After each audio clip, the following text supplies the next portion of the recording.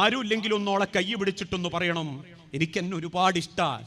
ഇന്ന് ചില ആളുകൾക്ക് തെറ്റിദ്ധാരണയുണ്ട്, ഐ ലവ് യു എന്നൊക്കെ പറയേണ്ടത് സ്കൂളിൽ പഠിക്കുന്ന അല്ലെങ്കിൽ കോളേജിൽ പഠിക്കുന്ന ചെറുപ്പക്കാരനോട് പറയലാന്നാ. അല്ല, അവനാൻ്റെ കെട്ടിയോൾ അടുത്ത് വിളിച്ചിട്ട് പറയണം, ഇന്ന് ഈ കാണുന്ന 3-4 മക്കൾ വാപ്പാന്നും വിളിച്ചിൻ്റെ പിന്നാലെ വരുന്നുണ്ടെങ്കിൽ, ഞാനൊരു വാലറ്റോനല്ലാന്ന് സമൂഹം പറയുന്നുണ്ടെങ്കിൽ, നാളെ പടച്ചോൻ്റെ അടുത്തേക്ക് ജീവിക്കുന്നതിൻ്റെ ഇടയ്ക്ക് എനിക്ക് സമാധാനം തരാൻ എൻ്റെ മക്കൾ എനിക്ക് എൻ്റെ കുടുംബത്തിലുണ്ടെങ്കിൽ, ആ മക്കൾക്ക് വേണ്ടി പ്രാണന്റെ വേദന സഹിച്ചെൻ്റെ പെണ്ണെ എനിക്ക് എന്നെ ഒരുപാട് ഇഷ്ടാടി എന്ന് കേൾക്കാൻ ആഗ്രഹിക്കുന്ന എത്ര ഭാര്യമാരുണ്ട് എന്നറിയോ?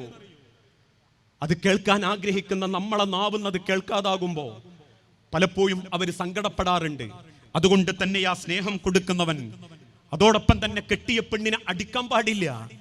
അള്ളാഹുവിന്റെ പ്രവാചകൻ സല്ലല്ലാഹു അലൈഹി വസല്ലമയെ പറ്റി ഭാര്യമാര് പറയുന്നില്ലേ, മാ ലറബഖത്തുൻ, ഒരു ഭാര്യനെ പോലും അള്ളാഹിന്റെ റസൂല് തല്ലിയിട്ടില്ല. ഇപ്പോഴും സ്വന്തം പെണ്ണിനെ തല്ലുന്നവരുണ്ട്, പേടിച്ച് ജീവിക്കുന്നവരുണ്ട്. കയ്യിലും കാലിലും മുറിവ് പറ്റി അടിയുടെ പ്രാണന്റെ വേദനയോടുകൂടി അതേ ഭർത്താവിന് ഒറ്റിക്കൊടുക്കാതെ സ്വന്തം വാപ്പാനെ മാത്രം ചിന്തിച്ച് തിരിച്ചുപോയ വാപ്പയുമ്മയും കരയല്ലോ എന്നുള്ള പേടിയുണ്ട് മക്കളെ മുൻപിൽ അഭിനയിച്ച് ജീവിക്കുന്ന ഭാര്യമാര് നമ്മളെ വീട്ടിലുണ്ട്.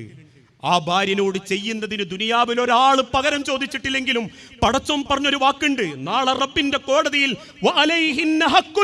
അവളെ കണ്ണൊന്ന് വേദനിച്ചിട്ടുണ്ടെങ്കിൽ, അവളെ കണ്ണൊന്ന് നിറഞ്ഞിട്ടുണ്ടെങ്കിൽ, അവളെ ശരീരമൊന്ന് നൊന്നിട്ടുണ്ടെങ്കിൽ, 10-20 കൊല്ലം പ്രാണനെ പോലെ ഒരു വാപ്പയുമ്മയും പൊളറ്റി വളർത്തിക്കൊണ്ടുവന്ന് നിന്റെ കയ്യിലേക്ക് ഏൽപ്പിച്ചു തന്ന പെണ്ണിനെ നീ സങ്കടപ്പെടുത്തിയിട്ടുണ്ടെങ്കിൽ നീ ഉറപ്പിച്ചോ, നിനക്ക് പടച്ച റബ്ബിന്റെ കോടതിയിൽ മാരകമായ ശിക്ഷകൾ അനുഭവിക്കേണ്ടി വരും.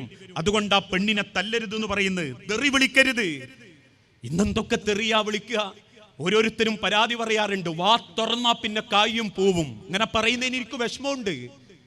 മരിച്ചോയ വാപ്പാനെ പറയും, സാധു എന്നോ മരിച്ചോയതായിരിക്കും. കല്യാണം കഴിഞ്ഞിട്ട് കുറച്ച് കാലം മുൻപോ അല്ലെ കല്യാണത്തിന് ശേഷമോ മരിച്ചോയതാണെങ്കിലും സ്വന്തം വാപ്പനെയൊക്കെ മരിച്ചോയ വാപ്പാരെയൊക്കെ മുഖത്ത് നോക്കി പറയാന്ന് പറഞ്ഞാലേ അവനാന്റെ നേരെ അത് പറയുമ്പോഴേ നമുക്കൊക്കെ അതിൻ്റെ ഒരു വേദന വരും. ഒരു പക്ഷേ പെണ്ണിനോട് അത് പറയുമ്പോൾ തിരിച്ചു പറയൂല, തിരിച്ചു പറയാനോള നാവ് പൊന്തൂല. പക്ഷെ നമ്മളെ നേരെ മറ്റൊരാളത് പറയുമ്പോൾ നമ്മളെ നെഞ്ചത്ര പെടയുന്ന് ചിന്തിക്കണം. നമ്മൾ കൂട്ടിക്കൊണ്ടുവന്ന് സപ്രപഞ്ചക്കട്ടിലിൽ സ്വർഗീയ സുഖം കൊടുത്ത് വളർത്തുന്ന മോളാണെങ്കിലും ശരി, ഭാര്യയാണെങ്കിലും ശരി, സ്വന്തം വാപ്പാനെയൊക്കെ തെറി പറയുമ്പം ഏത് പെണ്ണിന്റെ നെഞ്ചകം ഒന്ന് പൊള്ളുന്നുണ്ട്, ഏതുമ്മാനെ കുറ്റം പറയുമ്പോഴും മനസ്സൊന്ന് പെടയുന്നുണ്ട്. അതുകൊണ്ടാ വലാ തഹ്ജുർ ഇല്ല, തീർച്ചയായും അവരുമായിട്ട് നിങ്ങൾ പിണങ്ങി നിൽക്കരുതെന്നും ഫലാ തദ്രിബ് വജ്ഹ വലാ തുകബ്ബിഹ്, അവരെ മുഖത്തടിക്കുകയോ അവരെ തെറി വിളിക്കുകയോ ചെയ്യരുത് എന്ന് ഹബീബുന റസൂലുള്ളാഹി സല്ലല്ലാഹു അലൈഹി വസല്ലം ഓർമ്മപ്പെടുത്തുന്നത്. ഒരുകൊണ്ട് നല്ലൊരു ഭർത്താവാകുക എന്ന് പറഞ്ഞാൽ യാതൊരു പൈസ ചെലവുമില്ല. മനസ്സോർന്ന് അങ്ങ് സ്നേഹിച്ചാൽ മതി.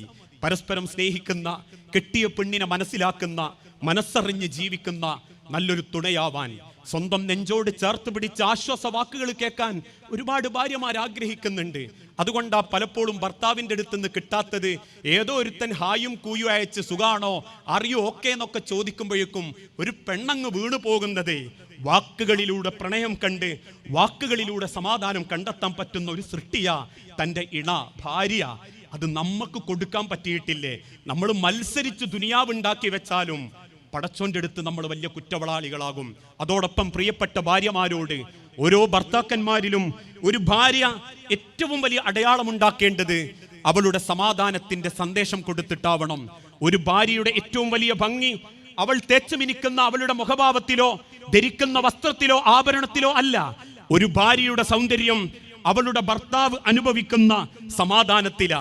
ഏതുയർച്ചയിലും താഴ്ചയിലും ഭർത്താവിന്റെ കൂടെ നിൽക്കണം.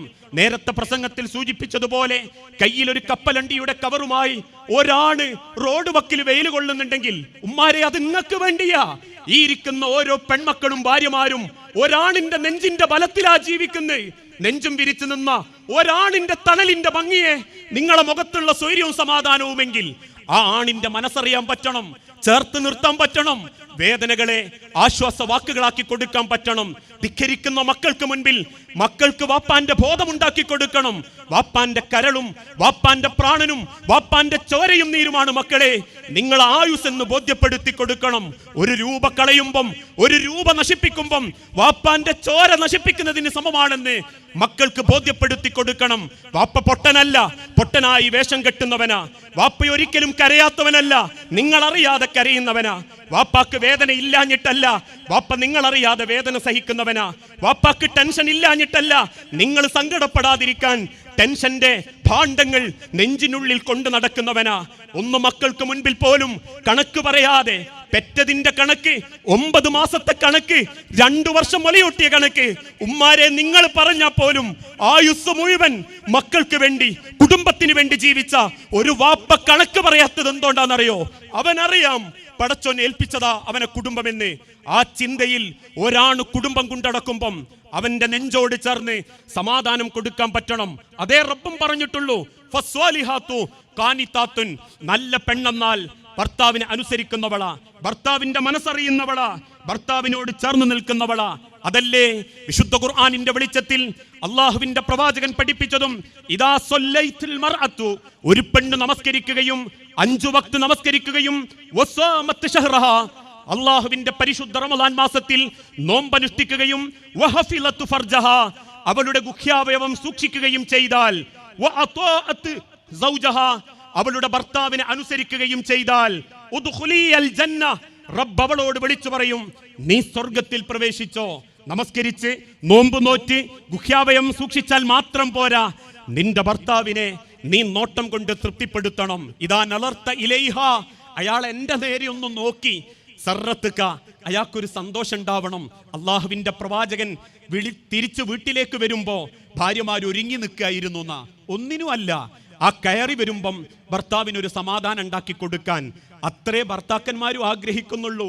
പരാതിയും പരിഭവങ്ങളും ഒക്കെ ഉണ്ടായിക്കോട്ടെ, എന്നാലും കയറി വരുമ്പം ഒന്ന് കൈ പിടിച്ച് അസ്സലാമു അലൈക്കും, എന്തോ ക്ഷീണം ഉണ്ടായിരുന്നോ, യാത്ര സുഖായിരുന്നോ, എന്തൊരു സമാധാനാന്നറിയാവോ ഉമ്മാരെ.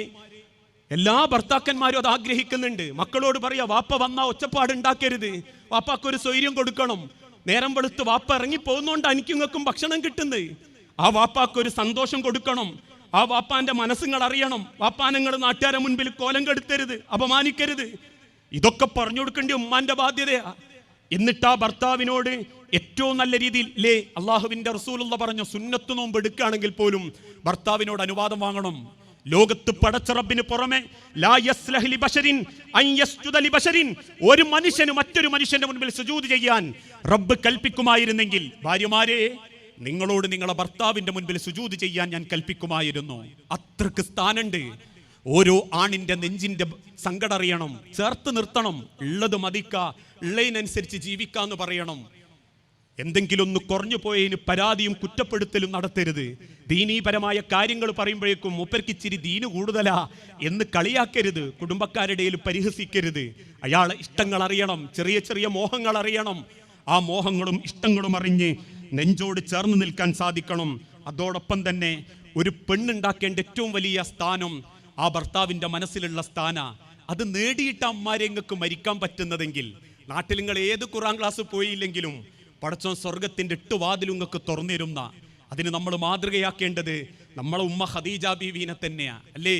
ഖദീജ റളിയല്ലാഹു തആല അൻഹാനെ അള്ളാഹുവിൻ്റെ പ്രവാചകന്റെ അവസാനത്തെ നിമിഷം പോലും റസൂലുള്ള യാത്രയാക്കുന്ന ഒരു രംഗമുണ്ട്. ഖദീജ ബീവി മരിച്ചു എന്നറിഞ്ഞപ്പം അന്ന് വരെ വാവിട്ട് കരയാത്ത പ്രവാചകൻ 2 അണപ്പല്ല് പുറത്ത് കാണുമാറ് കരയാൻ തുടങ്ങി. സഹാബാക്കൾ എങ്ങനെയൊക്കെയോ റസൂലുള്ളാനെ ആശ്വസിപ്പിച്ച് ഖദീജ ബീവിന്റെ മയ്യത്തെടുത്ത് കബറിന്റെ അരികിലെത്തി. ആ കബറിന്റെ അരികിലിരുന്ന് കരയുന്ന റസൂലുള്ളാനെ ചുണ്ടി സഹാബത്ത് ചോദിച്ചു, നബിയേ, നിങ്ങൾക്ക് അത്രക്ക് ഇഷ്ടായിരുന്നോ നിങ്ങളെ ഖദീജാനെ? അള്ളാഹുവിന്റെ പ്രവാചകൻ സങ്കടത്തോടെ പറഞ്ഞു, ആകാശം പടച്ചോൻ തരാന്ന് പറഞ്ഞാലും ഞാൻ എൻ്റെ ഖദീജാനെ തിരിച്ചു ചോദിക്കും. എനിക്ക് അത്രക്ക് ഇഷ്ടം എൻ്റെ ഖദീജ. ഇതെന്തുകൊണ്ടാണെന്നറിയോ ഉമ്മാരെ? വേദനയിലും സങ്കടത്തിലും പ്രാരാബ്ദത്തിലും കൂടെ നിന്ന പെണ്ണിനെ ഒരാണ് മറക്കൂല. അള്ളാഹിന്റെ പ്രവാചകനെ നാട്ടുകാർ ഒറ്റപ്പെടുത്തി പട്ടിണി കിട്ടു, പരീക്ഷണങ്ങളും പ്രാരാബ്ദങ്ങളുമായി ജീവിച്ചപ്പോ അള്ളാഹിന്റെ റസൂല് പറയുന്ന ഒരു വാക്കുണ്ട്, എൻ്റെ ഖദീജാനെ കാണുമ്പോഴേക്കും എൻ്റെ എല്ലാ ബേജാറും ഞാൻ മറക്കും. എൻ്റെ ഖദീജ എന്നെ പിടിച്ച് മടിക്കടത്തും, എൻ്റെ മുടിക്കുള്ളിലൂടെ വിരളോടിക്കും, എൻ്റെ നെറ്റിയിൽ ഒരു ഉമ്മ തരും. അന്ന് റസൂലുള്ളാക്ക് പ്രായം 45, ഖദീജ ബീവിന്റെ പ്രായം 60. എന്നിട്ടും തന്റെ ഭർത്താവിന്റെ നെറ്റിയിൽ ഉമ്മ കൊടുത്ത് റസൂലുള്ളാഹിന്റെ മാറത്തെ കണച്ചു പിടിച്ചിട്ട് പറയും, നിങ്ങളൊരു നല്ല ആണും നല്ലൊരു ഭർത്താവുമാണ് നബിയേന്ന്. അത് കേൾക്കുമ്പം 1000 ശത്രുക്കളിന്റെ എതിരുണ്ടെങ്കിലും എനിക്ക് ഞാനൊരു ജയിച്ചവനായിട്ട് തോന്നും എന്ന് ലോകത്തിന്റെ ഹബീബായ നബി തങ്ങൾ പറഞ്ഞിട്ടുണ്ട്. ആ പേര് കേൾക്കുമ്പോഴേക്കും റസൂല് കരയും, ആ പേരിന്റെ കൂട്ടുകാരികളെ കാണുമ്പോഴേക്കും റസൂല് കരയും, ആ പേരിന്റെ കഥയാലോചിക്കുമ്പോഴേക്കും പ്രവാചകൻ നെഞ്ചുപൊട്ടി കരയും. അതുകൊണ്ട് ആ ബദർ യുദ്ധത്തിന് ശേഷം പിടിക്കപ്പെട്ട ശത്രുക്കൾക്ക് നടുവിൽ പ്രവാചകൻ ഒരു ഉപാധി വെച്ചു, ആരെങ്കിലും മോചനദ്രവ്യം തന്നാൽ അവരെ ഞാൻ മോചിപ്പിക്കാം.